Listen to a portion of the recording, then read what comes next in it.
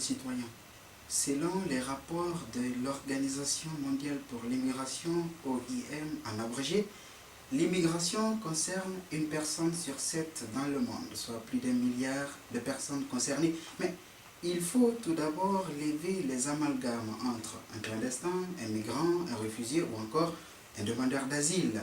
Pour faire simple, un clandestin est une personne qui vit sur un territoire de manière illégale. Un migrant, à son tour, est toute personne qui a dû se déplacer, qui a dû partir de son lieu de résidence habituel et s'établir à l'étranger pour diverses raisons qui peuvent être politiques, économiques ou même sociales. Tandis qu'un réfugié est parti pour des motifs exposés dans la Convention de Genève de 1951, comme une personne qui craint d'être persécutée dans son propre pays et qui ne peut malheureusement pas se prévaloir de la protection de ce pays-là. Mais qu'ils soient migrants, clandestins, encore demandeurs d'asile, ils sont tous vulnérables et ont besoin d'une protection. Mais malheureusement, ces protections ne sont que pour l'instant dans les textes. Elle se nomme le Haut Commissariat des Nations Unies pour les réfugiés, HCR en abrégé. Cette instance onusienne parle de 50 millions de migrants de tous bords confondus actuellement dans le monde. C'est un chiffre qu'on n'a pas connu depuis 1945. En septembre 2016, il y a eu le premier sommet mondial des Nations Unies pour l'immigration, dans lequel il y a eu, on peut l'imaginer, une prise de conscience globale des États que l'immigration est un phénomène global et doit être pris en charge par l'ensemble des États, et que la Méditerranée est bien plus belle pour être un cimetière. Disait Xavier Calin, si c'était une route, on dirait que c'est la plus meurtrière du monde. Mais comme c'est une mer, on dirait que c'est le plus grand tombeau marin du monde. Il s'agit bien de la mer Méditerranée. Cette mer que très précisément, plus de 400 000 individus ont tenté de traverser dans le courant de l'année 2016.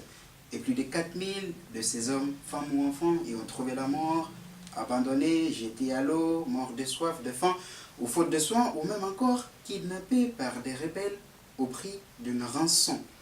Ce sont des gens qui préfèrent partir en n'ayant pas le choix, ils préfèrent prendre le risque de mourir dans une pirogue que de rester dans leur propre pays et se lancer ensuite dans des périples infernaux, voire mortels. Tout cela pour rejoindre l'Europe à tout prix, pour avoir ce qu'ils appellent une vie meilleure, ou même tout simplement pour d'autres, une survie. Dorénavant, ce sont les Syriens qui représentent la majorité de ces gens. Ensuite, les Irakiens, les Afghans, les Yéménites ou encore l'Afrique subsaharienne, comme des Sénégalais, des Gambiens, des Guinéens, des Maliens ou même des Libériens. C'est un bateau fantôme, un objet en plastique pesant moins de 50 kg, à bord 200 migrants ou plus. Voilà un exemple de ce qui est devenu un trafic d'êtres humains inquiétant, mais aussi et surtout, en termes un peu plus clairs, une mise en danger délibérée de la vie d'autrui. Les bateaux de ce type sont presque tous les jours repérés par les autorités grecques ou italiennes, auxquelles il incombe de sauver toutes ces vies humaines grâce à leur générosité, et il ne faut pas l'oublier. Il n'y a pas que la Méditerranée qui constitue un tombeau pour les candidats à l'immigration. Le Haut Commissariat des Nations Unies pour les réfugiés dénombrait près de 54 000 individus qui ont tenté de traverser le golfe de Bengale, venant essentiellement du Bangladesh et de la Birmanie. Le Sinaï, à la frontière entre l'Égypte et l'Israël, près de 7000 Érythréens y ont trouvé la mort depuis 2013, en général dans des camps de torture à grande échelle, contrôlés par les Bédouins. Le golfe d'Aden, en mer Rouge, est également le théâtre de nombreux drames. Des centaines de migrants y ont trouvé la mort. Pourtant, le XXIe siècle ne devrait pas être le moment d'enregistrer des statistiques aussi dramatiques. En moyenne, ils sont plus de 300 à tenter de traverser la mer par jour. C'est un simple calcul fait à partir de ces 45 000 candidats en attente d'être embarqués de Libye à Lampedusa, tel que comptabilisé par le Haut Commissariat des Nations Unies pour les réfugiés. Ce qui est nouveau, c'est le nombre de migrants en provenance du Moyen-Orient ou encore de l'Érythrée ou d'Afrique subsaharienne. Les premiers fuyant évidemment leur pays ruiné par la guerre, les seconds ont tenté d'échapper à la répression brutale de leur gouvernement ou même tout simplement la misère. Certaines de ces personnes partent des côtes turques, d'autres le désert nigérian vers Agadez pour être précis, et se dirigent ensuite vers la Libye. Et c'est de là qu'ils tentent de faire la traversée de la mer Méditerranée. Des familles entières sont prêtes à risquer tous les dangers pour échapper à la guerre, au massacre ou à la persécution. Malheureusement, il y a ceux qui arrivent et ceux qui périssent noyés. Rappelons que la crise migratoire est une crise pluridimensionnelle car, on le sait, il y a beaucoup de choses à régler en même temps. On connaît présentement le tarif des passeurs. Ces gens-là exigent entre 800 et 2500 dollars par personne adulte. Pour un bateau en plastique assis sur un plafond avec 200 personnes à bord ou plus, le passeur peut donc encaisser entre 300 et 500 000 dollars pour chaque embarcation. Une arnaque aggravée, doublée de mensonges éhontés, car il rassure ces personnes que de Libye à Lampedusa, le trajet peut prendre que de 4 à 5 heures, ce qui est totalement faux. Le trajet peut prendre jusqu'à 2 jours. Tous ces épisodes ne sont que la fâche cachée des violations massives des droits humains les plus élémentaires. Droit à l'alimentation, droit aux soins médicaux ou encore, tout simplement, droit à la vie. Abandon, noyade, exécution sommaire ou encore kidnapping, beaucoup n'arriveront jamais à destination. Ensuite, ce qui est de plus en plus dramatique dans cette histoire, c'est qu'il y a un scandale dans un scandale. Beaucoup de ces gens sont kidnappés par des rebelles de je ne sais quel pays au prix d'une rançon parfois très élevée, au point que ces ou celles dont les parents ou proches n'arrivent pas à payer sont froidement exécutés. Son vrai nom, c'est l'Agence européenne pour la gestion et la coopération opérationnelle aux frontières des États membres de l'Union européenne. Frontex, en résumé. Au départ, l'idée était qu'avec l'espace Schengen, toute personne entrant dans l'un des pays de l'Union européenne ainsi que les 4 États associés peut, dès lors qu'elle y a été admise, circuler librement en passant d'un pays à l'autre, d'où la nécessité de renforcer le contrôle aux frontières extérieures de l'Europe. Créé en 2004, il n'est donc au départ qu'un organisme de surveillance. Cela dit, avec la crise migratoire de 2015, durant laquelle l'Europe a vu entrer sur son territoire plus d'1 million de réfugiés illégaux, ce qui a conduit à la transformation radicale d'un organisme voué au départ à un simple travail de coordination. Donc, avec le flux croissant des migrants, ces tâches se sont complexifiées.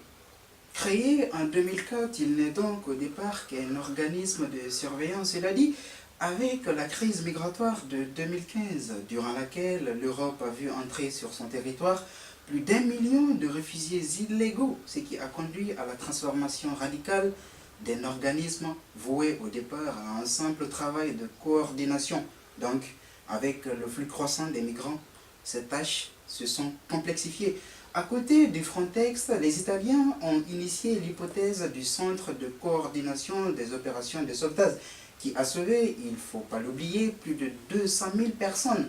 Mais faute de moyens, ce programme est très limité. Mais sur le plan politique, la situation est désolante car plusieurs pays de l'Europe centrale s'opposent frontalement au plan de répartition des migrants proposé par l'Union européenne. À Prague, à Helsinki, à Bratislava, à Varsovie ou encore à Budapest, les élections ont conduit au pouvoir des partis ouvertement anti-immigration. Ce qui fait que des barbelés se sont élevés au cœur même de l'Europe, autour des enclaves de Ceuta et Melilla, entre l'Espagne et le Maroc, à Calais, entre la France et le Royaume-Uni, aux frontières de la Hongrie avec la Croatie, la Serbie et la Hongrie, la Bulgarie et la Turquie, ou encore entre la Turquie et la Grèce.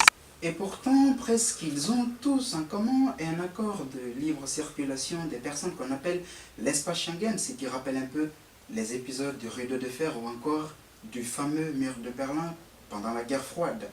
En matière d'immigration, le plus dangereux, et c'est vrai, c'est de se fier aux fausses statistiques publiées malheureusement par des sceptiques. Tenez, par exemple, on déclare qu'en France, l'immigration est en hausse constante et que cela crée du chômage, l'économie nationale va s'effondrer, etc.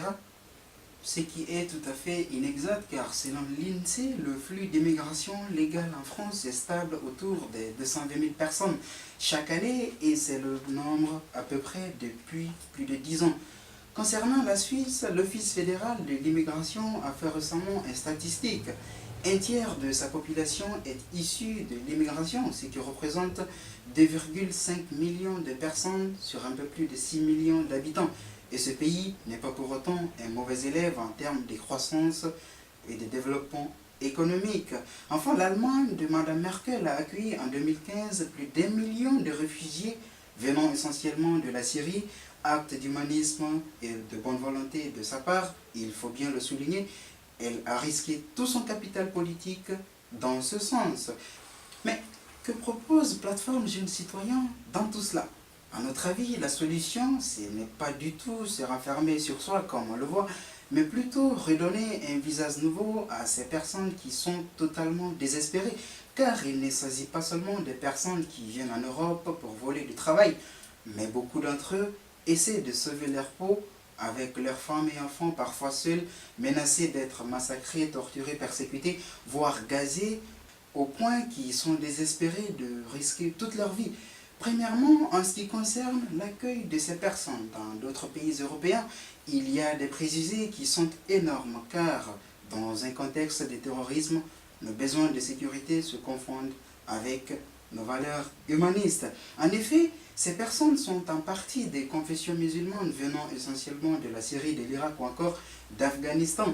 Il y a des peurs sociales contre lesquelles on peut justement lutter, notamment en sensibilisant avec des films documentaires qui nous touchent et qui nous rassemblent, inspirés d'histoires réelles, mais aussi avec des débats, en ouvrant le dialogue, en permettant à tout un chacun de s'exprimer autour de ces questions. Deuxièmement, c'est très bien de sensibiliser afin de lutter, ou du moins réduire l'immigration, surtout clandestine.